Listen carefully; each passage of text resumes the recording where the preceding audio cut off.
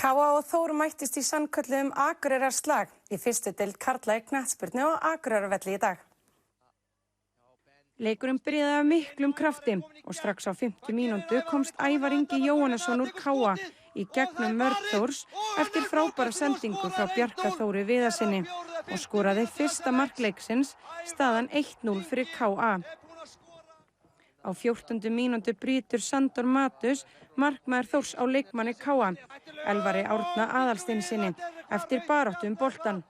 Sandor fékk umsvifalaust rautt spjald og þurfti því að stíga af velli. Þórsmenn því orðnir einum færri í leiknum.